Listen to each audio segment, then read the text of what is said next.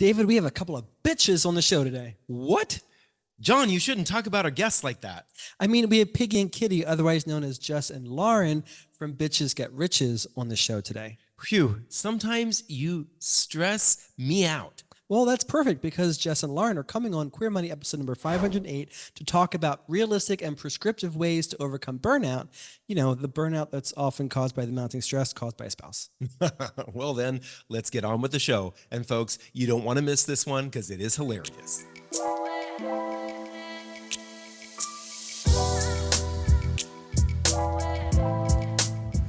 With no fees or minimums and no overdraft fees, banking with Capital One is the easiest decision in the history of decisions.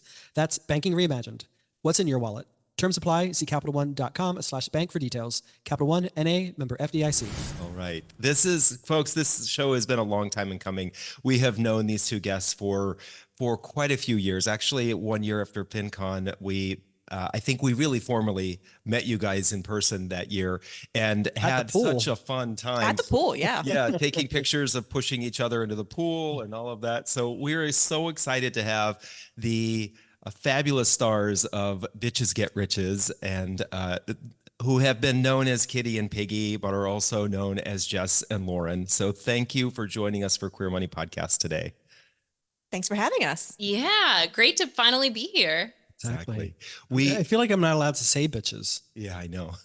we grant you special dispensation. Thank you. It's we are kind of the growing number of queer folks who are in the personal finance space means that we have more and more and more guests to pick from, which is actually fun for us because when we started the Queer Money Podcast, there were so few of us in the space, and so it's nice to have folks who are part of the queer community or tangential to the queer community, allies of the queer community. Our number of interviewees has grown significantly. Actually, just before this, we were preparing and looking at the huge number of guests that we've had on the show, and we kind of are looking at each other like, man, have we really interviewed this many people? We're going to be, we are at the time of this recording, we're just getting ready to record our 500th episode. Congratulations. All right. I think that the old bells of the ball. Yeah, exactly.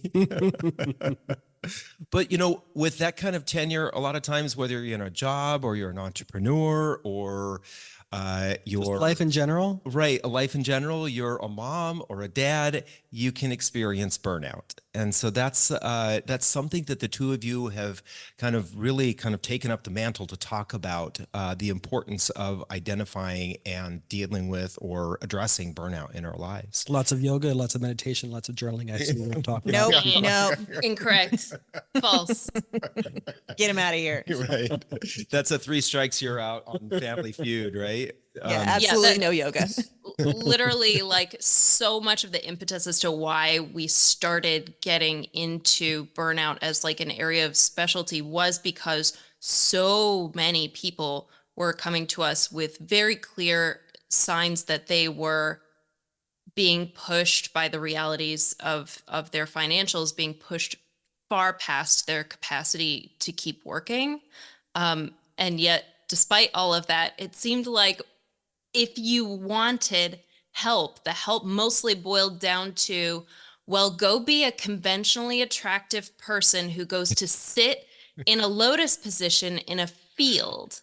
And according to my stock image photography searches, like that is the only solution to burnout. That's the end. That's the end of our list of ideas. So we're like, surely we can do better. Yeah.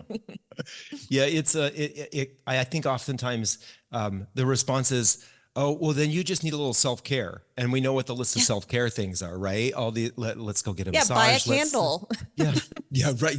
Yeah. Hey, don't knock my candle. Sorry, John.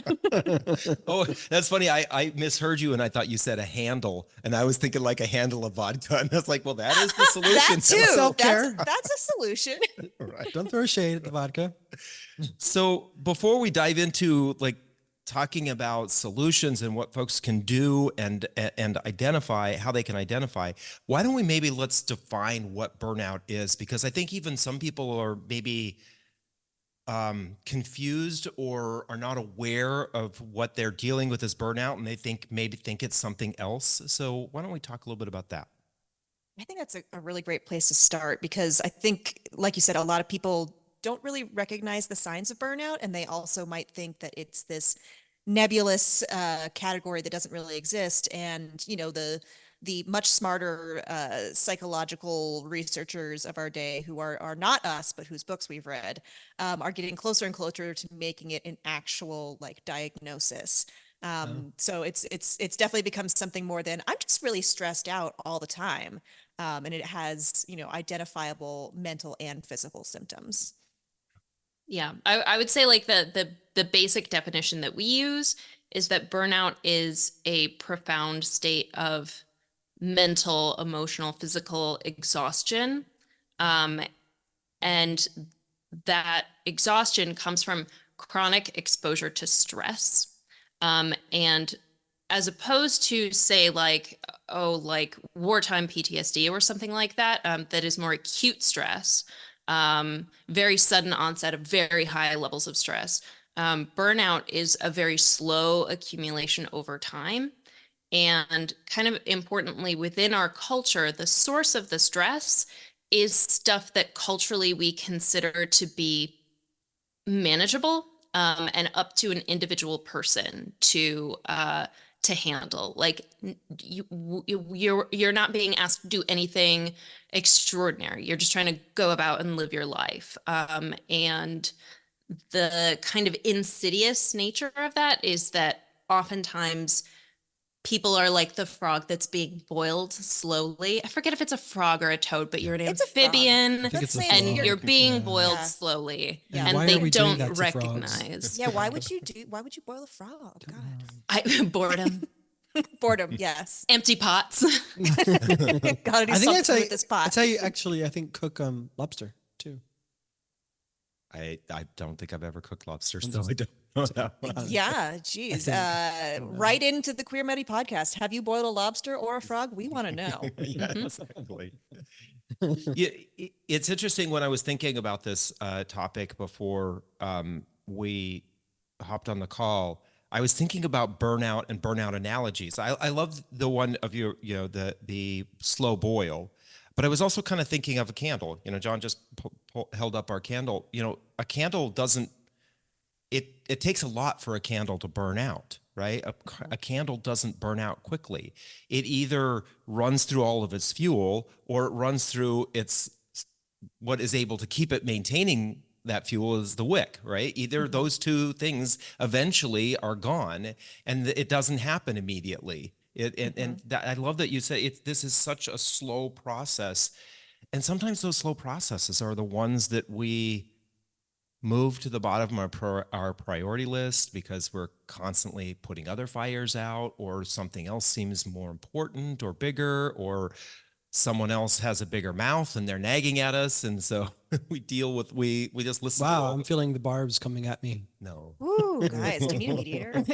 No, I think that normalization of chronic stress leading to burnout is really important because, a lot of people, it's almost like you take pride in how busy you are, and people are like, oh, how's work? And you're like, oh, I'm just so busy, or oh, my boss has just like got me so on edge. And if that's your answer every time, it becomes normalized for you, and everybody around you, if they have the same answer, you're just you realize that you're in this feedback loop where everyone sort of embraces this culture of martyrdom and burnout, where you might need somebody else from the outside, for example us, to say like, hold on, this is not normal and this is not okay, and there's a much better way. Definitely. Do you think that did you talk about normalization of this? Do you think it's worse today than it was, say, 10, 20, 30, 50 years ago? Well, we Absolutely. weren't alive. I mean, we weren't alive back then because we are fresh-faced and youthful. Oh, But yes. yeah, take it away, Lauren. No, absolutely it is. So I think that there's a lot of things that are going on in the world right now that make now feel like a uniquely intense and stressful time to be alive. Some of that is political. a lot of that is socioeconomic. People are living on such thin margins, and we feel kind of so close to disaster at any given time. We have very little space in our financial lives. We have very little faith in our institutions. And all of those things just kind of come together to make it feel like uniquely atrocious right now. I also think that over time, it's become more normalized for us to live our lives in these kind of isolated pods of like you and maybe your partner and maybe a few immediate family members, but the expectation that one or two people might be able to provide the work and the support that used to be provided by a massive community and large extended families, like that pressure is adding to the stress, and especially because so many of those tasks that are sources of invisible stress in your life, we think of them as like, I should be able to do that, right? Like other people don't struggle to keep up with their hygiene. Other people don't struggle to just put on their shoes and walk to work every day. Other people don't get stressed out caregiving for their parents or their children. Why am I so uniquely challenged? What is it about me that is failing? And I think we've often been trained to look for individual explanations and individual solutions for systemic problems. And so we're really like with this workshop, we're trying to surface, sorry. The With frog this is in her work, throat now. yeah, It jumped out of the boiler and into her throat. he's trying to live.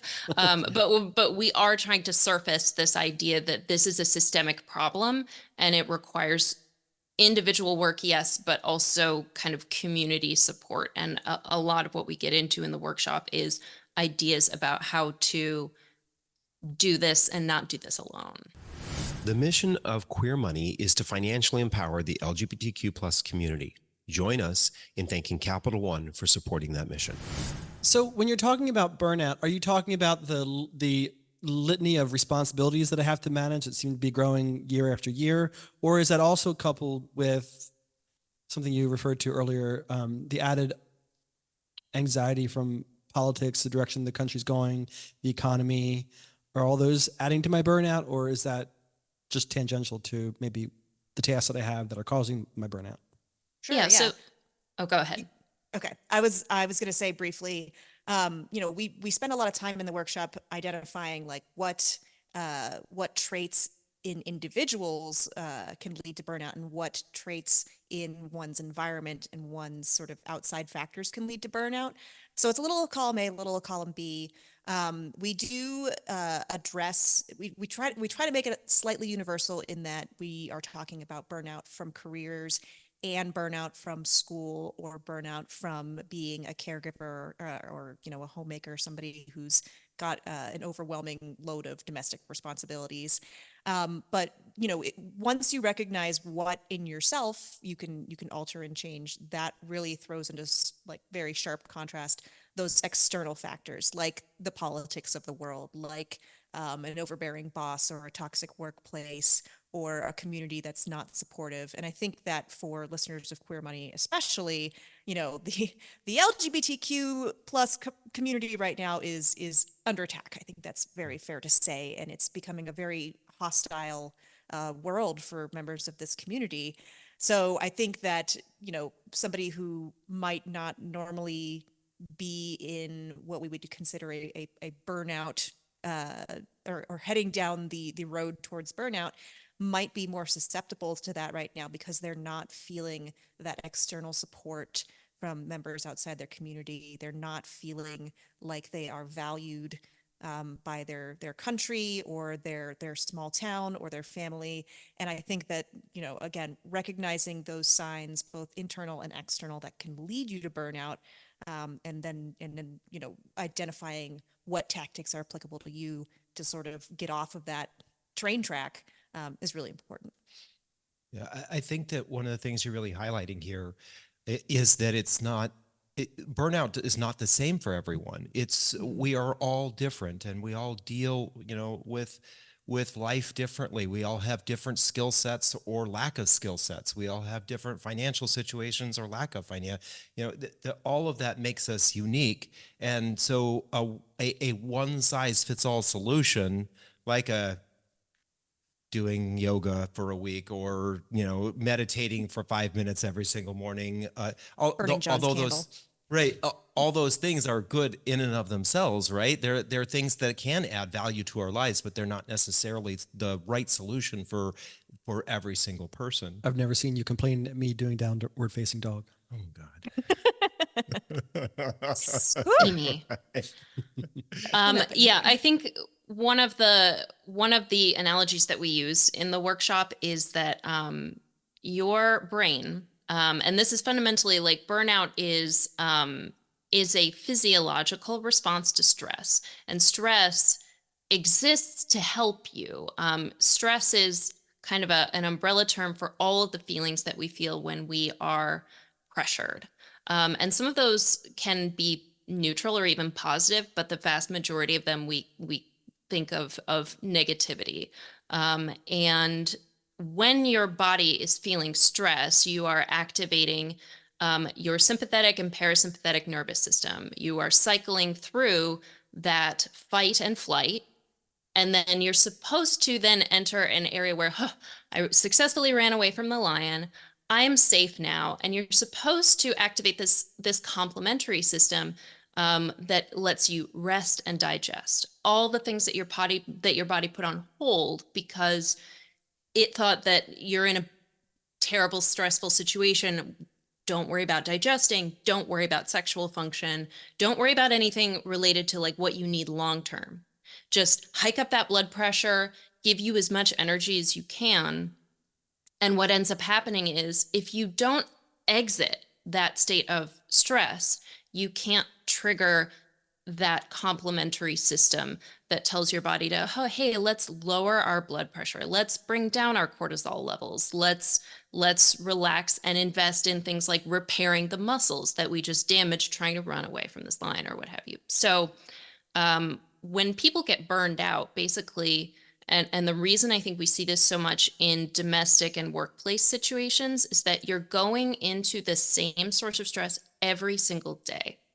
And it's that slow exposure to just like 1% more stress than your body can handle every single day. Now you're at 102% and 103%. And it builds very slowly, and your tolerance for it raises, and you acclimatize to this sense of chronic.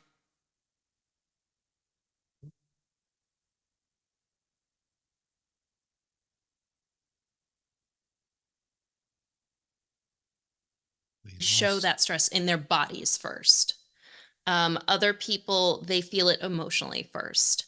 And the responses can be so different, but what's happening inside your body is damaging no matter how visible it is or how it manifests in terms of like, are you the one who's like crying every day? Or are you the one who's like, oh no, I'm totally fine. This migraine, it's just a thing. It'll go away. Don't worry about it. Like everyone is different, but what's happening physiologically is very real and very damaging no matter what.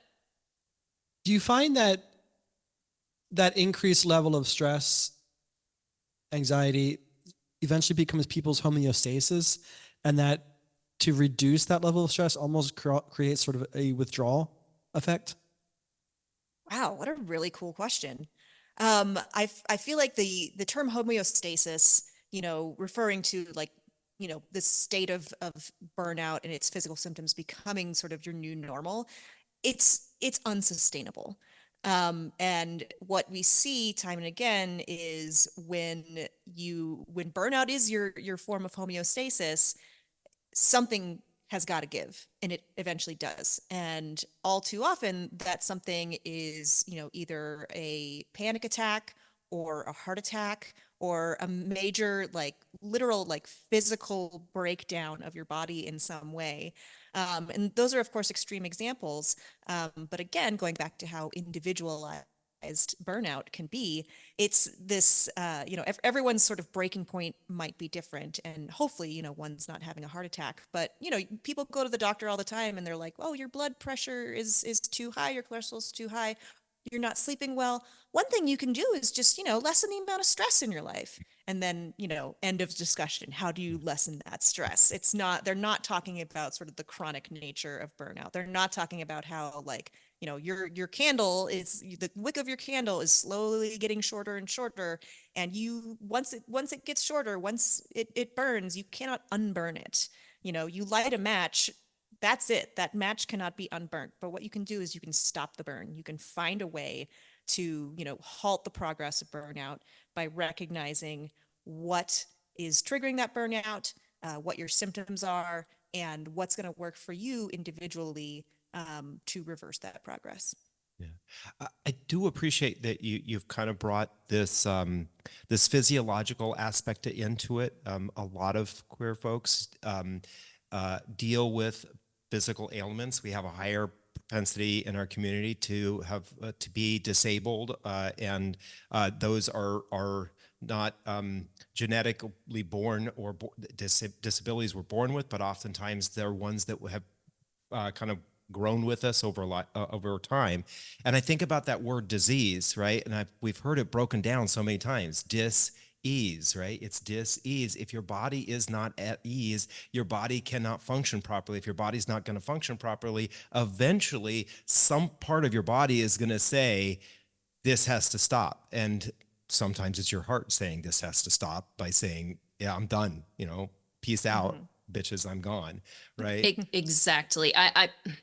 I'm so glad you've like teed me up for a rant that is like just on fire within my heart. So I really feel that, so one of the things that we've done for the workshop is to identify, here are 5 traits that we see time and time again in people who are prone to burning out. And then here are 5 traits that we see that tend to burn people out. And among those individual traits, we see a huge correlation between people who have manifested these self-sabotaging behaviors and people who grew up feeling not safe. And oftentimes, that can be because you grew up queer. It can be because unconditional love and support at home. It can be you were assigned female at birth, or there are so many different like ways that you can be brought to this feeling of unsafety. But a lot of the behaviors that we learn as small children to cope with that feeling of a lack of security become self-sabotaging in our adulthood.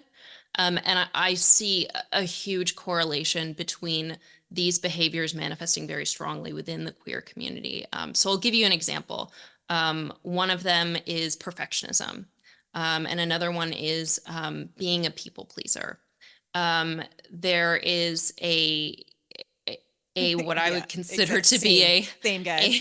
That's what I would consider to be a fair stereotype about a lot of queer folks, is that we grow up wanting to protect ourselves by making ourselves as useful as possible, and to be as unimpeachably perfect as we can be. We want to be, as the old book title goes, the best little boy in the world. And that if we, like, don't read that book, it did not age well, but the idea is there. Like the idea that I can make myself lovable if I make myself useful, if I make myself constantly available, if I make myself and everything that I do perfect, then no one will have a choice. They won't be able to not love me. And unfortunately, those behaviors are so easily co-opted by employers and by institutions that would love to have a workforce of like perfectionist people pleasers. Oh my God, yes. What perfect employees They're scared of not doing well. They're willing to overwork. They self-manage. They overachieve. This is perfect. That's the perfect employee, and they don't want that to change. So Yeah. queer people, oh my God. It's really interesting you bring this up, and folks, you've heard me say this on the podcast before. When we interviewed Tom Brickman, the frugal gay, he related to us a story of when he was working at the movie theaters. He was managing, and his boss said to him, "Yeah, of course, we love hiring all the gay people because, you know, they don't have kids. They'll come in here and work at any time." And he literally, this person went on this whole list of like, these are things that you do not say in the workplace about your employees. And Tom was like, well, You're a dick. I'm out here. That's Yeah. that was his indication. Like, okay, I knew need I to liked get him. get to his fire number as quickly as possible and get the heck out of But that employer. At the same time, I have to kind of point our finger at the community, because those are the very people that we put on the cover of our magazines, and we laud them as the archetypes of what we should all achieve to be, regardless of what kind of anxiety that actual person might be dealing with as a human, off of the magazine cover. Right. Yes, If they still sell absolutely. magazines.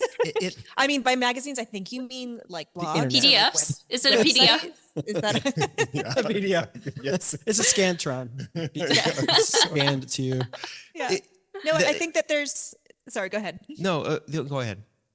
I think that we're coming off of this. I mean, we've talked a lot about the queer aspect of the Queer Money podcast. Now let's talk about the money aspect, which is very much that, you know, we've been indulging in this, like as an industry, in this productivity porn that is basically, you know, encouraging everyone to work their little fingers to the bone, to put up with toxic workplaces, and to, you know, exude perfectionism in all things. And that is leading directly to burnout. And we should no longer model this hustle culture, this martyrdom, this, you know, race to your fire number at any cost. We should no longer model that. We should be modeling healthy habits for avoiding burnout. We should be modeling how you can have a good quality of life and maintain your mental and physical equilibrium while you're pursuing these goals. I mean, spoiler alert, what the frugal gay was talking about, as far as like recognizing a toxic workplace that was going to burn him out quickly and leaving it. Like, spoiler alert, our workshop is a lot about recognizing, like, are you ready to leave? Like, should you leave? Is this toxic workplace basically an abusive relationship? And, you know, the two have a lot in common, as we've written out about before. But we want to encourage people to like recognize that if they are in an environment that is leading to, encouraging burnout, they don't have to stay. Like they can get out. Don't you find though that's a challenge for people, because we're all told like winners never quit? Yes, I do. And I think that again, that goes back to the productivity porn, and winners never quit is just another one of those platitudes that can lead to these unhealthy habits. Made by straight white guys from the 50s. Yes. God. Tired of them ruling everything. Oh, the things I could get done if I had a wife at home. Oh my God. Right. My old coworker's 6-year-old daughter was like, so my coworker, single mom of 3, her daughter comes home at the age of 6 and goes, Mommy, I heard about this thing at school today. It's this person who lives with you. And as you're drinking out of your number 1 wife cup, she was like, it's this person who lives with you and takes care of everything and cooks and cleans for you and makes sure that everything's okay in your life. And it's called a wife. And I'm going to have one when I grow up. And I think you need one too, Mommy. They learned this in school recently in this decade? Apparently she heard, she heard it Wow. from a classmate who was just like, yeah, a wife is somebody who stays home and takes care of everything for you. And, you know, this child of a single mom was like, sounds like my mom needs that. Yeah, exactly. Guess we should get one. So I have kind of a little bit of a devil's advocate question here, around this idea of, I'm gonna evoke Radiohead. We do it to ourselves. Yeah, we do it to ourselves. That's what really hurts. Is is there you do it to yourself. is there some level of I mean, I know that culturally and the society that we live in today, there are a lot of different things that can contribute to this, right? You open up the comparison app, right? You hop on Instagram and all of a sudden you're feeling really shitty about your life because you're like, well, I don't have this and I don't have that and I can't go here and I don't have that group of friends. And then all of a sudden you're like, okay, either I'm going to start swiping my credit card or I'm going to buy into the hustle culture because I need to have a side hustle so that I can make that extra money so I can get the Coach bag or the Ferragamo shoes so that everybody else thinks that I'm really cool and will accept me. I'm wondering what your thoughts are along those lines of how much of this we can end up doing to ourselves and maybe some really destructive ways that we may not be paying that much of attention that could do it to us. Well, first of all, that Radiohead song was my breakup song for my high school girlfriend. So how dare you trigger me in this way? I'll sue. A lot of people broke up to that song. You listen to it and you're just like, I should get dumped today. That sounds great. So absolutely thrilled to tell you that there is actual research around this. So one of the things that we kind of uncovered while we were doing this, the group of people who've been most studied in terms of burnout is actually medical professionals, both because the structure of how doctors become doctors is so insanely, it's like designed to burn people out. It's kind of filled with perfect test cases. But also the stakes for medical professionals being burned out are so high because you are leaving the field abruptly, you are making medical mistakes, those sorts of things. So this group of people has been studied more than any other in terms of like formal studies around burnout. And what they found is so interesting to us. So there are personal factors that make an individual more prone to burning out. And that is like the person who does not have the self-control, the impulse control to stop scrolling, to stop spending, to stop comparing. Like, yeah, that exists. There are also these societal, big picture, institutional, systemic factors. Now, what they found is that the culpability for burnout is not 50-50. Like, oh, if you put high-strung people into a very stressful environment, that's when you get burnout. No, actually, the numbers are much closer to 20% individual and 80% institutional or systemic. Meaning, if you take a person who's like super well-adjusted, has great habits, has good physical health going into this stressful situation, and you just plop them down into a toxic work environment, there is four out of 5 of those people will become stressed out. They will become unhealthy. Their coping mechanisms will not keep up. Exactly. So we're all just rats in cages. Well, I was going to say, maybe that's why you see so many nurses outside the hospital smoking. Yeah. I was just, I don't want to encourage, I don't want to say anything about that, don't judgment anything there, but the coping mechanisms that we all choose are completely different. But I love that you're bringing this out, that and almost anybody put in that environment is going to end up this way. Yes. Yeah, exactly. So don't go too hard on yourself, I guess. I mean, I know that the mantra of personal responsibility is also another one of those big things in our community, along with the hustle culture and the productivity porn. Right. And I think that the way you can take personal responsibility when it comes to burnout is recognizing it and doing something about it, not just saying like, oh, this is all my fault and therefore like I only have myself to blame. No, it's more like, okay, well, I'm experiencing this. The way I'm going to take responsibility is by seeking help. Yeah. The individual stuff, the individual stuff is super important to talk about because it's like, that is the stuff that you have a high degree of control over. Whereas you can't just like go in and I'm going to change my whole graduate program, which is the source of my stress. Like you can't do that as easily. But at the same time, we try really, really hard to make it very clear throughout the workshop that we're telling you these things because they're things you have a high degree of control over, but they also have a much smaller total impact in terms of how you're manifesting those feelings of burnout. Yeah. But if you're in a culture that encourages the hustle culture, that encourages the success porn, and we're not allowed to expose our truth or even simply say, I need help, or I can't do this on my own, or whatever the case may be, how then can you authentically identify it in yourself? Everything outside you is telling you to ignore this. Just toughen it up, don't cry, and move on. Well, you can go to bitchesgetriches.com/courses and take our burnout workshop. No, in all seriousness, I think you bring up a really good point, which is when we're all sort of stewing in this culture together of, suck it up and don't complain. And, like it's normalized.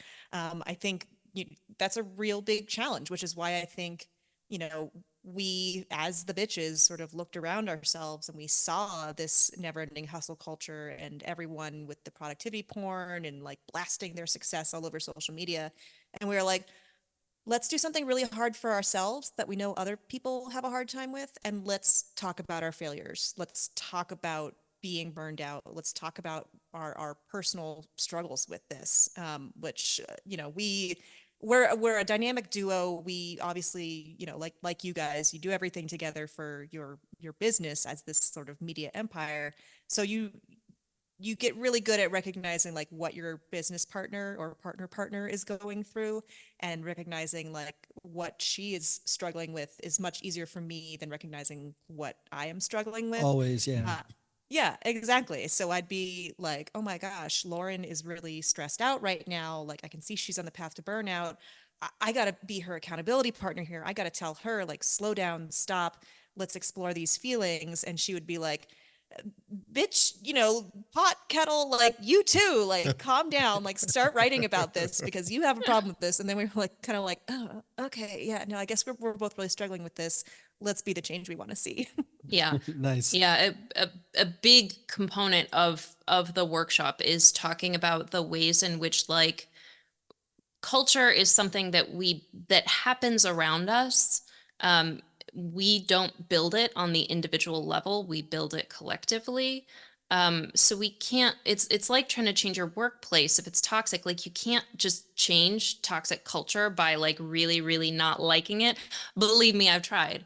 But what you can do is you have a massive amount of influence if you look at where am I powerful.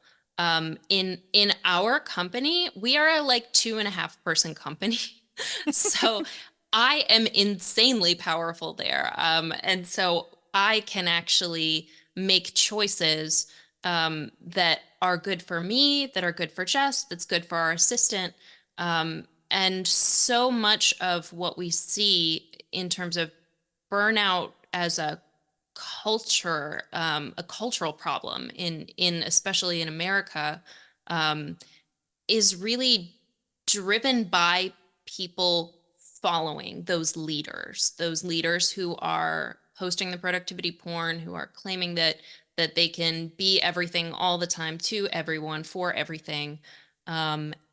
But what we found is that like there are specific things that you can do to shift the culture within your workplace. So for example, at the movie theater, if someone says, "Oh, I love having the queers come and work for me because they don't have kids, so I get to book them on nights and weekends." It's so powerful for that one person in, say, in a room with 4 other people to say, why would you think that that's an okay thing to say, let alone do? Mm-hmm.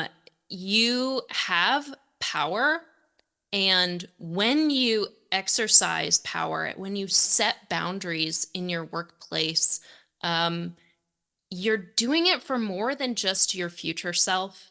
You're doing it for your present self, but you are also modeling that behavior to everyone around you. And that, I think, is one of the ways to find more power in a situation where you very likely feel quite powerless, is realizing all the ways in which if you stand up and say, no, I'm not going to accommodate a shift change with 18 hours notice, I'm not doing that, and you say that in front of your coworkers, now your other coworkers, especially your younger coworkers who have not been trained on how to set boundaries and stand up for themselves, they're going to go, oh yeah, no, I can't do that either. And now that is an actual meaningful shift in the culture that, if we're all doing that all the time, should actually lead to some meaningful progress. Like an unorganized union. Exactly. We talk so much about unions. We talk a lot about unions. Yeah. I want to ask you, I think a lot of times when we look at burnout, we may look at some people and say, you have so much privilege in your life, you shouldn't have any burnout. You shouldn't have those issues. How does the idea of privilege and privilege from all the different aspects, right? We have financial privilege, we have racial privilege, we have gender privilege, we have location privilege, we have age privilege, physical ability privilege. How does that either play into or maybe help someone recover from the issues with burnout? God, I love that question. I'm so glad we're chatting with you guys. This is so great. I can start if you want. Yeah, go for it. Okay. One of the things that we say in the workshop is that burnout is something that is happening within you, within your mind and your body. And your brain can logically understand that my situation is not the worst situation in the world. Of all the possible lives I could be living right now, this is not the worst. Your brain is big and beautiful, and it gets that. But your body does not. Your body can't compare apples to oranges. The most stressful situation in your experience is still the most stressful experience your body has ever gone through. So for some people, that could be like surviving a war. And for other people, it's having a very aggressive boss who has bad boundaries. And the way that we describe it is, it's always good to recognize your own privilege in a situation, because you may be the person who's in the best situation to speak up for other coworkers. If you're like, you know what, I don't even need this job, you can say things and do things that will empower the people who really, really cannot lose this job and cannot afford to say no and cannot afford to set boundaries. You have a lot of power that you can use your privilege for good there. But in terms of what's happening within your own body, it's almost like you can't logic your way out of it. You can't say, because there are children starving overseas, therefore I cannot possibly be hungry right now. That's not how it works. Yeah. Like, your body keeps its own score. And it is never, we have like a whole section on comparative stresses and how people try to logic their way out of, I can't possibly be this upset about this because it's not that big of a deal, right? And that's a beautiful impulse, but as far as your sympathetic and parasympathetic nervous system is concerned, it's useless information. Yeah. The other thing about privilege too is that, you need to recognize like what you can use that privilege for in the fight to sort of get rid of a culture of burnout and lessen the environmental and social pressures towards burnout.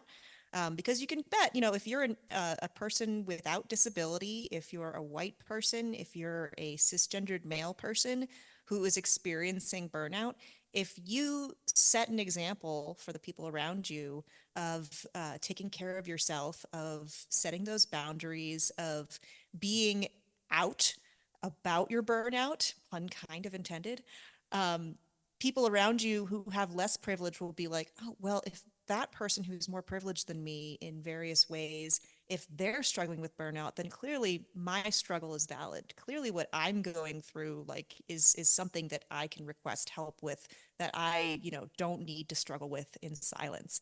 So as usual, we are very big on, if you have privilege, you should use it as a platform for good and as a way to advocate for those with less privilege around you. Absolutely. Yeah, I definitely agree with that. But I also do appreciate that you kind of took this back to the physical body, right? And no matter what, no matter who we are inside, we're all the same, right? We all have that parasympathetic and sympathetic nervous system. And so we're all going to deal with stressors. And like what you said, what may stress one person out who doesn't have any privilege may completely stress out somebody who does have privilege because of the background that they come from, or the family environment, or the boss. Or so it is. I do appreciate that because I think that oftentimes we just kind of check the boxes down. Okay, privilege, privilege, privilege, privilege, privilege. Your feelings and issues don't matter. Right. But I think that we all need to make that assessment for ourselves, not make the assessment on someone else. Absolutely. I really appreciate that you guys have done so much work around this topic. And from the way that you talk about it, it's something you are passionate about. So I know that is probably one of the inspirations in creating the course that you did. What was that like, or why did you end up doing that? Oh, this is a really very clear superhero origin story, because last year we got invited to do a couple of speaking engagements for nonprofit institutions. One was a group, a state organized group of teachers and nonprofit workers, and the other one was a conference of civil servants. So people who truly are like doing the Lord's work and out here like putting community first and helping others first and putting themselves last. So we kind of went to the conference organizers and we were like, what do you want us to talk about? And they were like, self-care, but like in a financial way and a concrete way, because like everything we do is for others and we don't really put ourselves first. So we did these speeches that were very well received. And when we sort of recapped it to our online following, Bitch Nation was very much like, can we see those speeches? Can we benefit from all that talk about financial self-care? And the part that they were most interested in was where we kind of addressed burnout and what to do to, put your own oxygen mask on first before helping the person next to you on the Boeing airplane that is rapidly heading towards the ground. So the workshop was really born out of those speaking engagements, but we really like dove into it head first and did a lot more research. We read so many books, all of which are referenced in the workshop. So if you want to read those books and go like straight to the horse's mouth of like people who have actual degrees in psychology, like you can do that. We do our best to sort of bitchify it and, translate it into normal human earth speak. But yeah, it was something that we've sort of touched on throughout the history of Bitches Get Riches without really delving into great detail. And when we gave people the option to hear more about it, they overwhelmingly were like, yes, please, God, we need this. Please talk more about this. So the people demanded a burnout workshop and we delivered. The people get it. Listen to the people. I wish more of our politicians could hear that. Sorry, you were going to say something. Yeah, well, now I just drew a blank. So we're going to talk about how people and why people should sign up for the Burnout Workshop. You alluded to it earlier, but why isn't the everyday advice that I can find on Google adequate for addressing burnout, such as meditation, yoga, journaling, walking in nature, picking leaves off of a tree? I have very strong feelings about this. That tree's endangered. You're going to jail. Exactly. Exactly. Get out of here. No, Climate it's change because, jail. exactly. Get out of here. No, it's because the advice you find on Google is monetized. There is a huge cottage industry of people making a lot of money off of selling you meditation apps, and selling you yoga classes and scented candles. And defining self-care as shopping trips and Spending. yes, exactly. And defining self-care as something where you need to spend money to do it. And I realize the irony of saying this when we are selling a burnout workshop, but what we would like to have happen is that our burnout workshop become the last resource you need to learn about how to take care of yourself, to avoid burnout happening to you again in the future. I think that, you know, you can maybe get some good responses by doing a Google search for like how to stop being burned out. But I guarantee you a lot of that is going to come with an ulterior motive. You know, we all work in finance, and we all sort of know how the game is played. And if somebody is selling you something, they might not have your best interests at heart. They might be monetizing in some way that is not necessarily going to give you the best results. Is this why like a 4-ounce candle nowadays can cost $40 to $60? The We were just price at a of store yesterday, and there was a soy- 4-ounce candle that was $60, and I was like, it smells Where good. are you finding it for only 60? the price of soy wax is out of control. My Supply chain. my home goods demands a bag of my plasma just to walk in the front door. You know what's so funny is our home goods is right next to a plasma center. Oh my God, I just go said right across the street. I never thought of that. I could just kill 2 birds with 1 stone and get some There money you out go. of it. I do Wow. need more carved wooden horse heads, so I think I'll be going to Home Goods later today. There you go. There you go. So when is the TED Talk? Yeah, exactly. Because this God. is like total TED Talk material. Oh my God, Ted, call us. We would love to talk to the TED Ted, Talk Theodore, audience. may I call you Theodore, Theodore? baby, Theodore. Yeah, this is something we are so passionate about that I feel in some ways we had to like work to contain ourselves. I promised in my first draft to Jess, who does all of our editing, I was like, oh, I'm aiming for 30 pages. And later on she checked in, 75 she was pages. like, it grew up to like 85. Don't dim your shine. I was Give us hoping all the you pages. wouldn't notice. Yes, yeah, exactly. But yeah, it's, go ahead. sorry.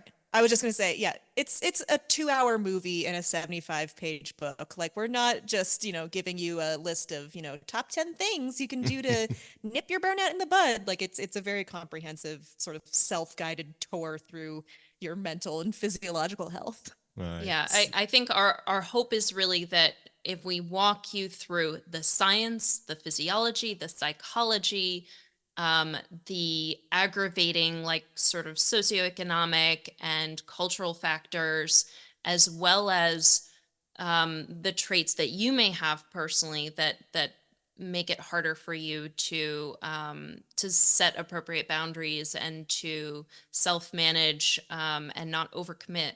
If we lay all of that out, you can then use what we have here in the workshop as inspiration and a great starting point.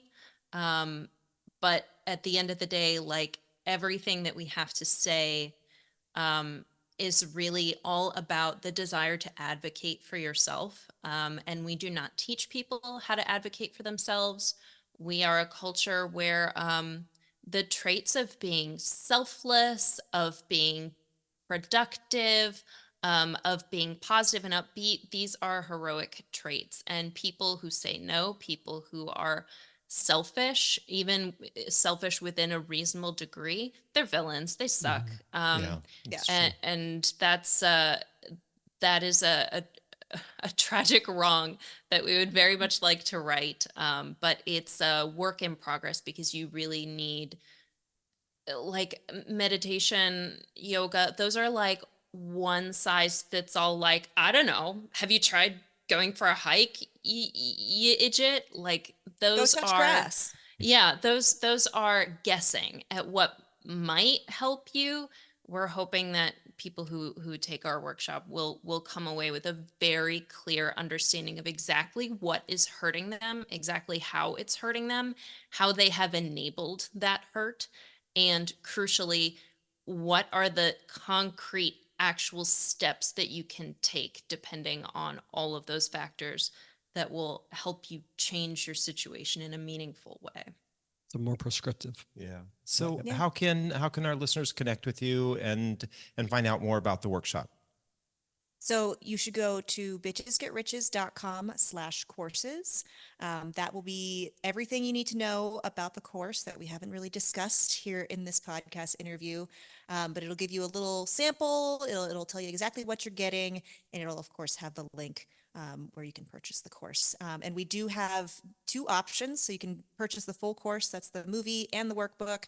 And then we also have a slightly less expensive option, which is just the workbook, but that still has, a lot of instruction, the worksheets, the exercises, stuff like that. We just recognize that not everybody can afford the full thing. So we wanted to make it as affordable as possible. Appreciate that. Love that. And for connecting with you, all other places, all the socials, they're all All the socials. It's bitchesgetriches.com. Go there. You'll find our YouTube, our Instagram, Twitter replacement. We're really big with the kids on Tumblr, which is so strange. But We are queens Yeah. on Tumblr. Really? And It's so I it is didn't know the- that anybody was on there. Yeah. It is the greatest achievement of my life to be know. huge on a social platform that people are like, is that still around? is that still a thing? Yeah, no, it's all the kids. It's all the like Gen Z and Gen Alpha have like rediscovered Tumblr. And wow. so, our audience trends, college age and younger sometimes. So like that's where they all are. And they're like aunties, bitches, like please like tell us how to start off our financial lives in a way that will not like, screw us over later. And we are like, come my children, come to me through this dead platform of Tumblr. I love that. That's awesome. That's awesome. But yeah, bitchesgetriches.com for everything. Thank you.